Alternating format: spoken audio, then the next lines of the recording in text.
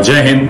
उद्या 17 सप्टेंबर रोजी मोठ्या प्रमाणात नांदेड जिल्ह्यामध्ये गणपती विसर्जनचे आयोजन आहे।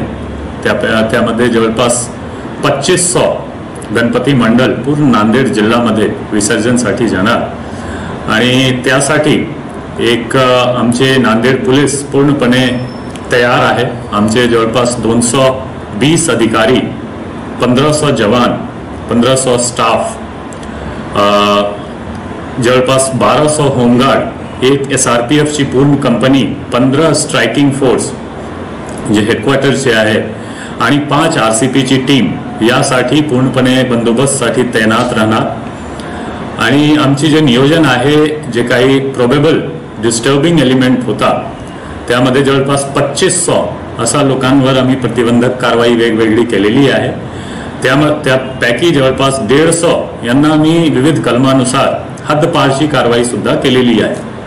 तो आमची नियोजन पूर्णपणे प्लॅनिंग अनुसार चालू आहे आणि आमचे एक जे सूचना राहतील की त्यामध्ये आमचे एक रिक्वेस्ट राहतील की डीजे ची वापर, लेझर बीम हा सर्व टाळावे लागेल आणि त्याची वापर जे 1 डेसिबल से वर जातो असा डीजेचे वापर पूर्णपणे बंदी राहतील डीजेची वापरवर।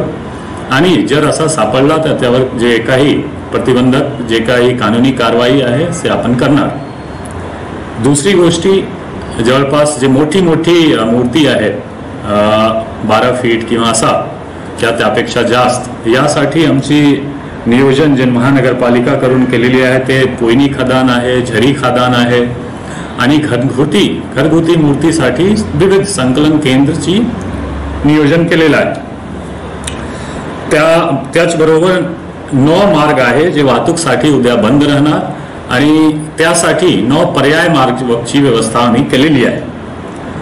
आणि एक शेवटचं असं आव्हान राहणार की जर काही इश्यू होत आहे, काही प्रॉब्लेम होत आहे, काही इश्यू झालेला आहे मिरवणूकमध्ये किंवा 2 समाजमध्ये काही वाद झालेला आहे, तो कोणीही कानून हातमध्ये तुम्ही घेऊ नका, कोणीही रिएक्ट किंवा रिस्पॉन्स स्ट्रॉंगली तुम्ही करू नका। त्यासाठी पोलीस यंत्रणा पूर्णपणे तयार आहे आणि आम्ही स्ट्रॉंगेस्ट पॉसिबल ॲक्शन घेणार।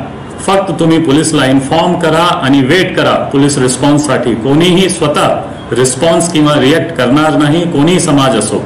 आणि एक शेवटचे आव्हान राहणार की आक्षेपार्ह गाणे, आक्षेपार्ह नारेबाजी हे हा सर्व बंद असला पाहिजे, हा सर्वची वापर झाला नाही पाहिजे। आणि मी कॉन्फिडंट आहे की नांदेडची जनता जे मागच्या वेळी सुद्धा मी बघितला होता, पूर्णपणे शांतीपूर्णपणे आपण करू, काही प्रॉब्लेम होणार नाही। आणि परत एक बार सर्वांना खूप खूप शुभेच्छा।